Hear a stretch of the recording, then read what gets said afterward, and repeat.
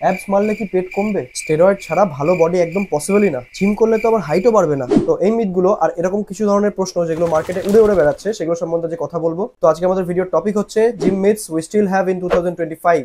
তো বেশি দেরি না করে চলো আজকে ভিডিওটা শুরু করা যায়।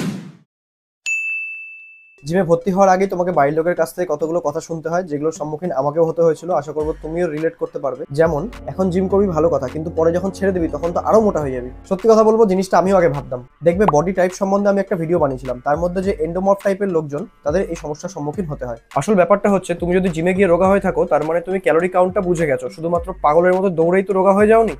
খাতায় কলমে হিসাব না করলেও তোমার বডির যে মেনটেন্স ক্যালোরি তুমি কিছু একটা আন্দাজ করতে পারো যে আমি এত পরিমাণ খেলে আমার বডি ঠিকঠাক জায়গায় থাকে।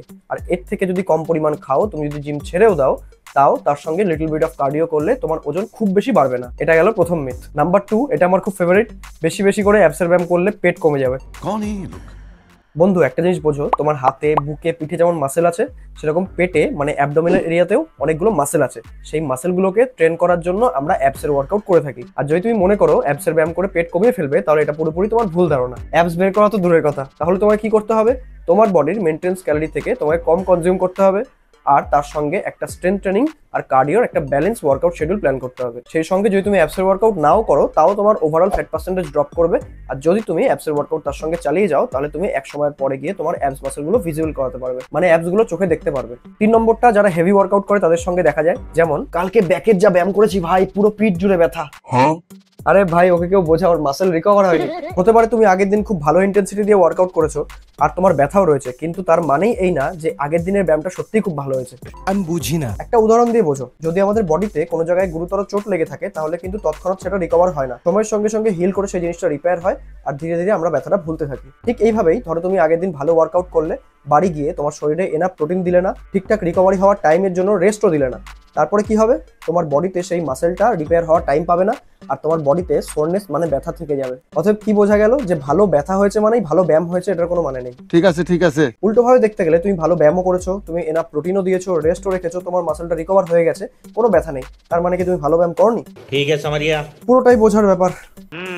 নেক্সট যে 4 নম্বর মিথটা আছে, সেটা শুধুমাত্র বিগিনারদের কোশ্চেন না, এটা আমি দেখেছি যারা 2-3 বছর ধরে ওয়ার্কআউট করছে তাদের মনের মধ্যে এই প্রশ্নটা রয়েছে। বাল্কিং এর সময় হেভি ওয়েট দিয়ে কম রেপিটেশন, আর কাটিং এর সময় লো ওয়েট দিয়ে গাদা গাদা রেপিটেশন। সত্যি কথা বলতে গেলে এই জিনিসটা সাইন্টিফিক কোনো রিসার্চ পেপার আজ অব্দি তৈরি হয়নি। মেন খেলাটা হচ্ছে ডায়েটের ক্যালোরি ডেফিসিট আর ক্যালোরি সারপ্লাস। ট্রেনিং প্যাটার্ন দুটোতেই প্রায় সেম থাকবে। প্রায় কেন বললাম? কারণ স্বাভাবিকভাবে যখন তুমি বাল্কিং করবে তখন তোমার শরীরে অত্যাধিক পরিমাণে কার্বোহাইড্রেট রয়েছে, তুমি জোরও বেশি পাবে, সেজন্য তুমি হেভি ওয়েট যেতেও পারো। কিন্তু কাটিং এর সময় তোমার শরীরে কার্বোহাইড্রেটের পরিমাণটা কম, সেজন্য তুমি জোর কম পাবে, আর তখন তুমি চেষ্টা করলেও অনেকগুলো এক্সারসাইজে খুব বেশি ওয়েট তুলতে পারবে না। তাই চেষ্টা করো তোমার ট্রেনিং প্যাটার্ন যাই হোক না কেন, সব সময়ের জন্য প্রোগ্রেসিভ ওভারলোড টেকনিক অ্যাপ্লাই করা, মানে যে ওয়েট দিয়ে ফার্স্ট সেট করলে তার পরের সেটে একটু ওয়েটটা ইনক্রিজ করার অথবা রেপস হাই করার। 5 নম্বর মিথটা আজকালকার দিনে খুব ছড়িয়ে রয়েছে, যে স্টেরয়েড ছাড়া বডি হবে না। তোমাদেরকে একটা ছোট্ট ফ্যাক্ট বলি, একটা হাতি যখন ছোট থাকে তখন তার মালিক একটা খুঁটির সঙ্গে বেঁধে দিয়ে যায়, যাতে সে খুঁটিটা টানলেও উপরে না ফেলতে পারে। বাচ্চা হাতিটা চেষ্টা করে কিন্তু তাও পারে না। এবার সেই হাতিটা যখন বড় হয়ে যায় তখন সে চেষ্টাও করে না, কারণ সে জানে যে ছোটবেলায় যেহেতু আমি পারিনি খুঁটিটা উপরাতে, তাই এখনো পারবো না।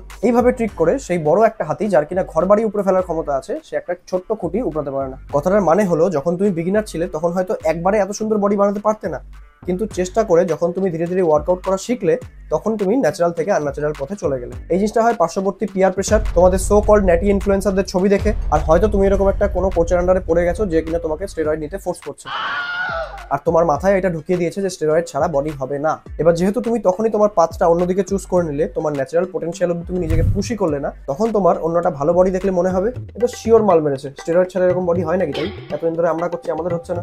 তুমি সেই জায়গাতে যেতেই পারোনি, তার আগেই তোমার মাইন্ডসেটটা অন্যরকম হয়ে গেছে বা করে দেওয়া হয়েছে। যারা স্টেজ পারফরমেন্স দেয়, মানে কম্পিটিটিভ বডি বিল্ডিং করে, তাদের ব্যাপারটা আলাদা, কিন্তু তুমি যদি একটা মাস্কুলার আর অ্যাট্রাকটিভ ফিজিক তৈরি করতে চাও, তাহলে তোমাকে স্টেরয়েড নেওয়ার কোনো দরকার নেই। Next myth, masturbation and sex. এই টপিকটা এতটাই হিউজ যে এর জন্য একটা আলাদা ভিডিও করা যেতে পারে, আর তোমরা যদি বলো তাহলে এই সম্বন্ধে একটা ইন্ডিভিজুয়াল ভিডিও নিয়ে আসবো। শুধুমাত্র এটা জেনে যাও যে অ্যাডিকশনে না পড়লে এই জিনিসটাও ভুল না, এটা বডির একটা ন্যাচারাল প্রসেস, এটা হবেই। बवाल चीज है बे, साला सिस्टम मिल जाता है। তার সঙ্গে বডি বিল্ডিং বা জিমের কোনো লিঙ্ক নেই। আর আজকে আমাদের লাস্ট মিথ, মানে সেরা মিথ, জিম করলে হাইট বাড়বে না। কত জায়গায় যে আমাকে এটা শুনতে হয়েছে ভাই, আর যেহেতু আমার হাইটটাও খুব বেশি না, সেজন্য আমাকে আরো শুনতে হয়। আজ অব্দি যত ধরনের রিসার্চ পেপার বেরিয়েছে সেগুলো সব ইন্টারনেটে অ্যাভেলেবেল।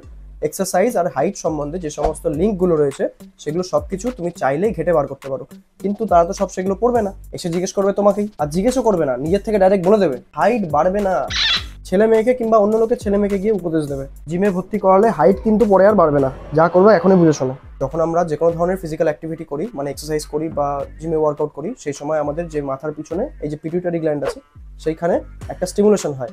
সেই সময় এইচজিএইচ বা সোমাটোট্রপিন হরমোন ক্ষরণ হয়, যেটাকে আমরা হিউম্যান গ্রোথ হরমোন বলে থাকি। যদি তুমি এক্সারসাইজ করো তাহলে তোমার এইচজিএইচ প্রোডাকশন আরো বাড়বে। তার মানে তোমার বডির যতটা ক্যাপাবিলিটি, তোমার গ্রোথ তত আরো ভালো হবে, সেটা সাইড ওয়াইজ হোক অথবা হাইটের দিক থেকে হোক। অনেকে তো আবার লেজেন্ড, জিম করিস বলে হাইট তোর কমে গেছে, উল্টে বেটে বেটে লাগে আরো। তো এরকম মিথ আসতেই থাকবে, আর আমরা এরকম ভিডিও বানিয়েও যাবো। এরকম প্রচুর ধরনের ফিটনেস মিথ আছে, আমি তো এখানে সবকটাকে অ্যাড্রেস করতে পারলাম না। একটা রিকোয়েস্ট করবো, পারলে তোমার জিমেও কিরকম মিথ চলে একটু কমেন্টে লিখে দিয়ে যাও, তাহলে আমিও সেটা নিয়ে একটা ভিডিও বানানোর চেষ্টা করবো। তো ভিডিওটা এখন অব্দি যদি দেখে থাকো তাহলে ভালো লাগলে একটা লাইক করে দিও, বন্ধু বান্ধব সকলের সঙ্গে শেয়ার করে দিও। তো দেখা হবে তোমাদের সঙ্গে অন্য কোনো দিন অন্য এক ভিডিওতে। ততদিন eat healthy, take rest and train hard.